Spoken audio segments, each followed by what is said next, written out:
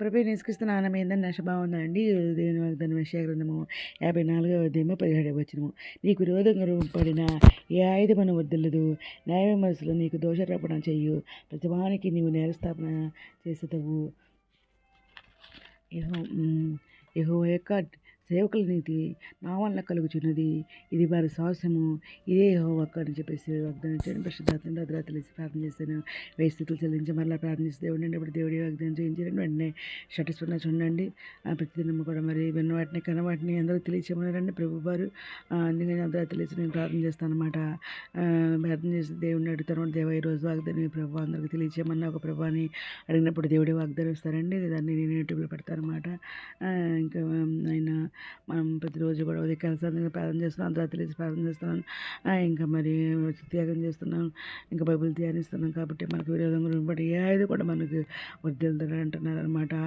ఒకవేళ అనారోగ్యం అవ్వచ్చు, మరి ఇంకా ఏ పరిస్థితులైనా సరే నీకు విరోధంగా రూపమైనది ఏ ఆయుధం కూడా అసలు వర్ధిల్లుతాడు అంటున్నారు. ఎందుకంటే దేవుడు మనలో ఉన్నవాడు, లోకంలో ఉన్న కంటే గొప్పవాడు కాబట్టి మనం లోకాన్ని జయించామంటున్నారు అనమాట. నిమిషం మాత్రం నేను నిన్ను విసర్జించాను అంటున్నారు. ఇంకా ఉపవాసాలతో నేను సమకూరుస్తాను అంటున్నారు అనమాట. ఇంకా బైబిల్ అయితే పూర్తిగా రాశారంటే కంప్లీట్గా 3 సంవత్సరాలు పట్టింది బైబిల్ రాయటానికి పూర్తిగా. ఇంకా మహోదయం కలిగి నిమిషం మాత్రం నేను నీకు మీకుడిని అవుతాను అంటున్నారు. నిత్యమైన కృపతో నీకు వాత్సల్యం చెప్తాను అంటున్నారు అనమాట. అని నీవు మోచుకునే సెలవిస్తున్నాను అంటున్నారు. నీ మీద కోపం ఉండననియు నిన్ను గదెంపననియు నేను ఒట్టు పెట్టుకుని ఉన్నాను అంటున్నారు. పర్వతం తల్లిపోయిన నెట్టలు నిన్ను నా కృప నేను విడిచిపోదు అంటున్నారు. సమాధానమైన విషయమైన నా నిబంధన తొలగిపోదు అంటున్నారు. అని నీ ఎందు జారిపడి సెలవిస్తున్నాను అంటున్నారు. ప్రయాసపడి గాలివాన చేత కొట్టబడి ఆదరణ లేక ఉన్నదానా నేను నీలాంజనములతో నీ కట్టడలు కడతాను. నీలములతో నీ పునాదులు వేయుదును. మాణిక్య మణులతో నీ కోటగుమ్మలను సూర్యకాంతంతో నీ గుమ్మలను కడతాను అంటున్నారు. ప్రశస్తమైన రత్నంతో నీకు సరిహద్దులు చేస్తానంటున్నారు. ఈ పిల్లలందరూ ఏవో చేత ఉపదేశం ఉంటారంటున్నారు అనమాట. నీ పిల్లలకు అధిక విశ్రాంతి కలుగుద్ది అంటున్నారు.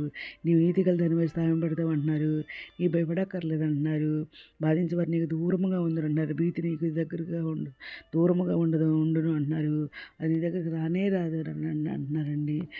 దేవుడు మరి మన దేవుడు మన పక్షంలో మనకి విరోధి ఎవరు చెప్పండి. మనల్ని ఎప్పుడు ఎడబడమంటే మన ముందు చూడే ఆయన మనకి తోడే ఉంటాడు. మనకి ఎన్నడూ ఎడబడమని బృంగలు తిరిగి ఉన్నారు. ఏ భయం లేకుండా నేను కాపాడుతున్నారు. నీ ప్రాణం కాపాడుతా అంటున్నారు. నీ పదవి రాయ తెలకుండా ఆయన దూతలు నాకు ఆజ్ఞాపిస్తారు అంటున్నారు. వాటి తమ చేతులు ఎత్తి పెట్టుకుంటారు అంటున్నారు. మన దగ్గర వహించి ఉంటున్నారు. మేల్చెట్టుకి ఏ హోమం అంతా కూడా ఉన్నారని చెప్పేసి దాన్ని మాట్లాడండి. దీని వాగ్దానం అందరి చేతుల్లో నెరవేరాలని కోరుకుంటే ఈరోజు మనం ప్రార్థన చేసుకుందాం. మౌనతల శాసకమంత్రకరమైన మనకి స్థుతిస్తున్నారండి. ఏమైతే ప్రపంచం ప్రతి ఒక్క బిడ్డని పేరు జ్ఞాపం చేసుకోండి. ఆయన ప్రతి ఒక్క బిడ్డ కావలసి తట్టండి. అక్కడ కోరికలు తెచ్చండి. చండి వేళ్ళ మంచి వినిద్దేశాలు తేగండి. నిరుద్యోగులకు దిగులు తెచ్చండి. అది వస్తున్న వారికి అది సాయం తెచ్చండి. అనారోగ్యంతో స్వస్పర్శ వేదన దుఃఖం వచ్చండి. కొన్ని వారిని లేతండి.